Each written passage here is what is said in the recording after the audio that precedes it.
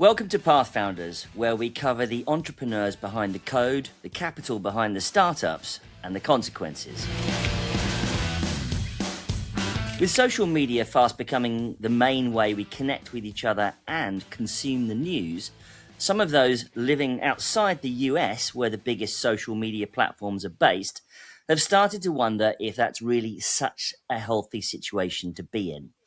When it's become clear that platforms like X, for instance, have been known to propagate highly divisive content, could there be a better way?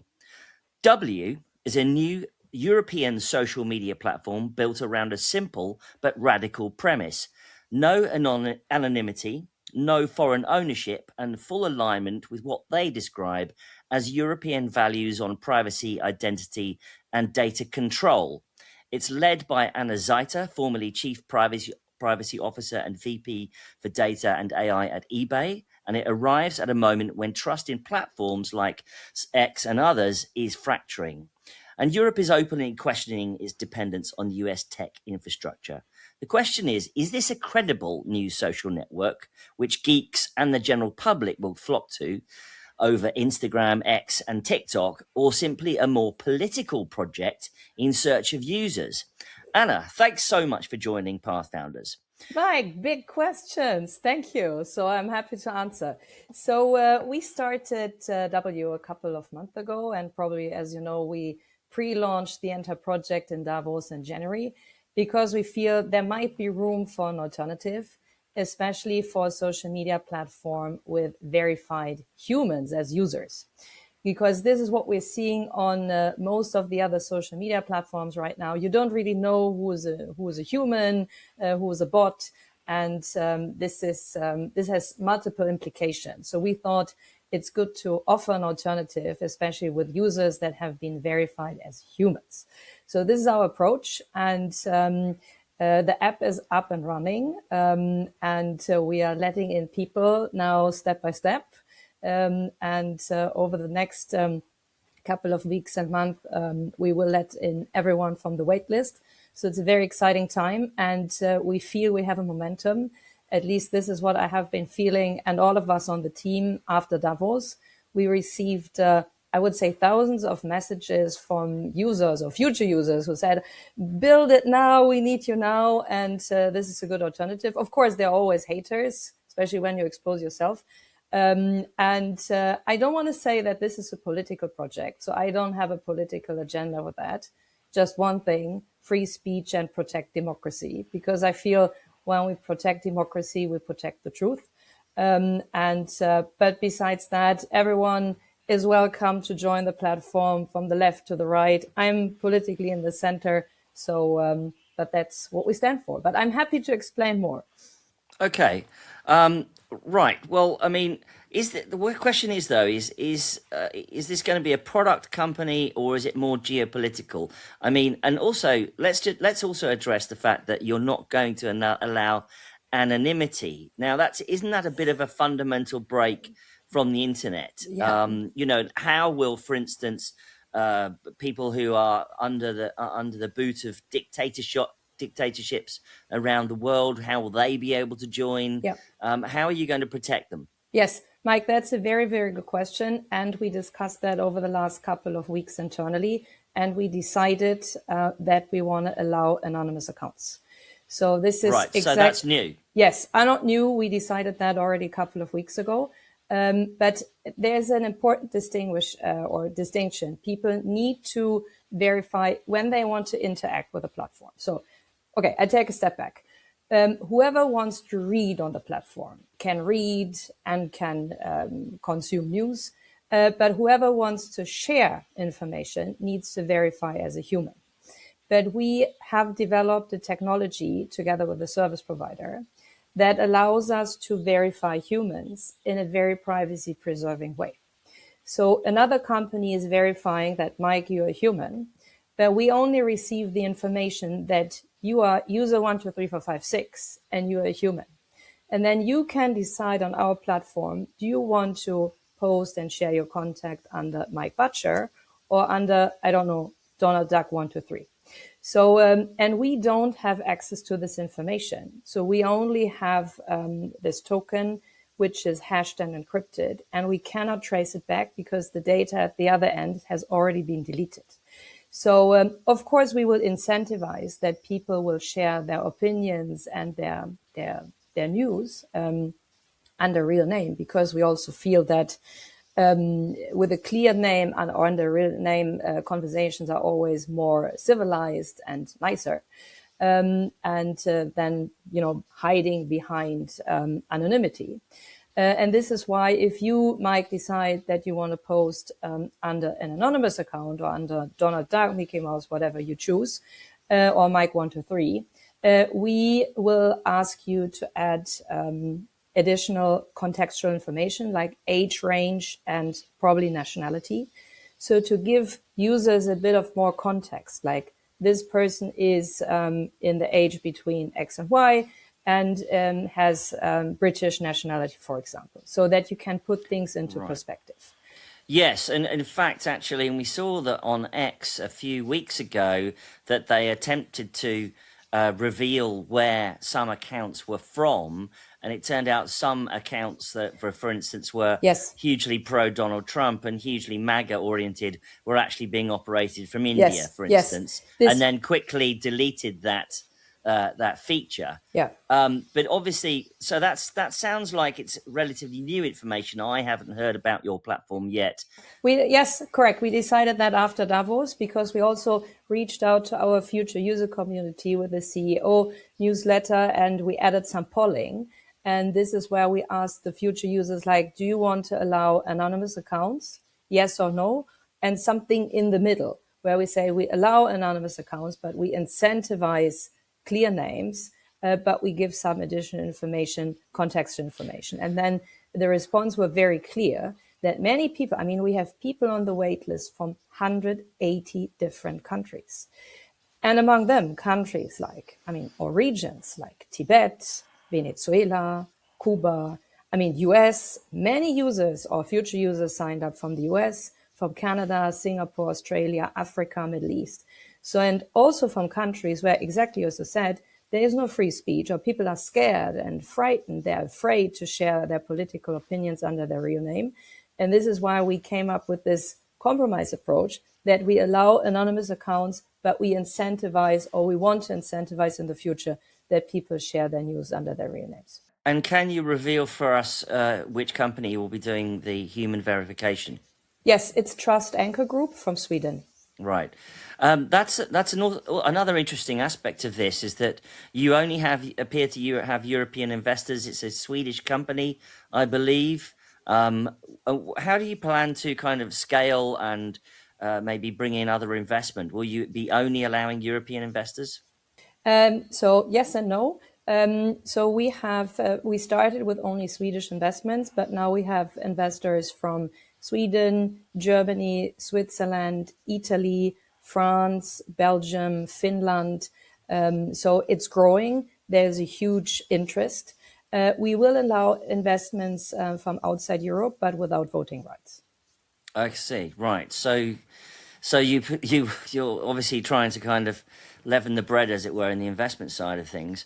Let's talk a little bit about the product itself, because in order to lure people over, your product's surely going to have to be at least as good as some of the other offerings out there. And what kinds of, what's the product feature? What does it look like? What's the UX? Is it really going to be a bit like the Twitter of old, or is it what is it, or Blue Sky? And I know that it's running under the Blue Sky protocol, isn't it? Yeah, it's running on the AT protocol. So right now it's very similar. The functionalities are very similar to Blue Sky. But over time, we will add more features, for example, live features, other features. The main feature right now is that when you interact with people on W, you know that they have been verified as humans. So this is the key feature, but then we will add other features in the future. But right now we are, as you said, on the AT protocol, we can already connect with our friends from Blue Sky and Eurosky, and it works seamlessly. And but of course, over time, we want to make it a bit more interesting. And of course, we want to attract users on our site. but we are friendly with the other communities or confederations on the AT protocol, because at the end we share the same vision, the same goal, and we want to make the AT protocol community grow. I see. So will you be able to post on W and have it seen on Blue Sky? Yeah, it's already working, and vice versa. We can also chat with Blue Sky people, with Eurosky people. So it's working pretty well. Of course, the look and feel is a bit different on our side. And at one point, we will also add different trending items, a bit more media from the European side. So we're currently talking to all major European media houses to bring more European media on board, because as we all know, Blue Sky is, of course, grown in the US. It's very US-centric. And we want to, bring a bit of an alternative from Europe. I mean, do you feel that you'll end up with a startup in the traditional sense here, with an exit or whatever, or do you feel like it's more like a kind of a long-term, like almost like a foundation? Yeah, so I mean, it's not a foundation; it's like a for-profit business. We all want to make money with that. But we think long-term and not short-term. And it's not our goal to have a quick exit. It's our goal to, believe in the mission and make the AT protocol grow and give users actually an option, an alternative, which is out of Europe and with maybe a bit more fun functionality. And I noticed that your investors, We Don't Have Time, is the largest disclosed shareholder. Could you tell us a bit more about them? Yes, We Don't Have Time. They have the largest shares or number of shares. This is a social media platform in the climate space, based in Stockholm as well. And the connection is that We Don't Have Time realized over the last couple of years, and especially month, that it has become more and more difficult to communicate about climate, the climate crisis, environmental issues, because there's so much fake news out there, and with all bots attacking, especially the climate space. This is where the initial idea came from. But then the idea was to make W broader than just climate. Of course, we are being deeply rooted in the sustainability and climate space. But my job is, and I'm convinced we can only make it successful if we open it up to society. So like to all, other layers and interests of society.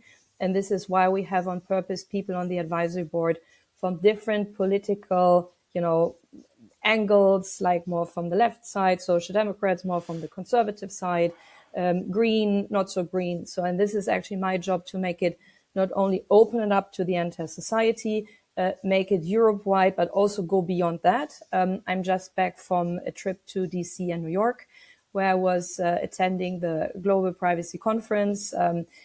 Especially with this human verification, it's very important for us to explain to the privacy community that we have a privacy preserving technology. We have a lot of privacy experts in the advisory board. And it was also interesting for me to go to the US and understand there are many people in the US saying, we would love to explore an alternative in the social media space. And interestingly, to add on that, there was a bit of criticism over the last couple of weeks and months, like, W, you want to create a government ID database, and this is totally overboard or totally crazy to collect government ID. So first, we don't collect the data, we just verify, and then we delete the data ASAP. And then second, the CEO of Reddit just announced last week, probably that they're also thinking of human verification because they have a growing AI bot problem as well. So maybe we are leading the industry here. Yeah, and I think probably it's fair to say that most of us are pretty tired of a lot of AI stuff. But I mean, getting down to it, ultimately, you're going to have some kind of business model. So could you expand a bit more on that, whether it's be ads, subscriptions, and if it is advertising, then you will have to collect data of some sort. Yeah, so it's advertising and micropayments, but advertising not in the hyper-personalized way, advertising more in the context-based situation. And I don't want to collect any sensitive or hyper-personalized information. And this is what I learned in my career so far. The more information you have, the more you're prone to have a data breach. I'm not interested in that. And we are thinking long-term, not short-term. Of course, then it will probably be a compromise for the short-term revenue, but we think long-term. So it will be advertising, but in a responsible way. And the second revenue stream will be micropayments. We all know the situation. We see an interesting article, we click on it, but we don't want to sign up for the fifth annual subscription. And this is why we are currently talking to European media houses and also to international media players if they can provide us with exclusive content so that we can put behind the paywall for individual articles. Users can upload, 20 euros, for example, or £20 on their wallet, and then they can buy individual articles for £0.50 or for £1. So that's the second revenue stream. Okay, that'll be interesting to see how that plays out. Micropayments for content haven't traditionally been super successful, but I guess we'll have to see if that works. Yeah. So I feel everyone says the same, but everyone says at the same time, would be great to have it. So, and this is why we think maybe it's the time for it. And also, starting this new social media company is not easy. So many tried over the last couple of years, some more and some less successfully. But we think there's a good timing right now. So especially with the overwhelming number of AI bots, and people want to have more human connection again and more human interaction, more live elements. So we think there's momentum. We try it, and we think and we hope it will be successful. Okay, well, let's see how it plays out. But another aspect of this is that you said, for instance, you'll have the ability to go live video and stuff like that. The social media. Not yet. We are working on it. Maybe that's in the future, or other kinds of video. Yeah. We've seen a huge controversy about what happened with X and its ability to create nudes and to put on. And there's actually, let's be honest, there's also a lot of pornography on X. Actually, what is there a kind of a sort of a fine line between you being seen as sort of a compliant or safe platform rather than one that's, maybe meaningful, that might carry controversial content? Yes, I want to have controversial content. Of course, there are things that we will not allow on the platform. This is pornography. And if this is like harsh harassment, like within the legal boundaries. But I am personally pro free speech. So I have a PhD in free speech. And this is, I think, core of democracy, that people can, share their opinions. And hopefully it will be a bit like controversial, because that adds the spark. But I want to try my best that this is being in a civilized way. And we try our best to do that. Of course, we will moderate content. We have to. We will do that with humans and with AI at the same time. And will not be easy, but we try our best. So my approach is like free speech within the legal boundaries. But I think it will be good to have a lot of controversies on the platform, because that's what people want to hear. And I think this is also what's important right now for society, that the extremes are talking to each other. Because I think what's not good for democracy and society overall, that the extremes are not talking to each other anymore.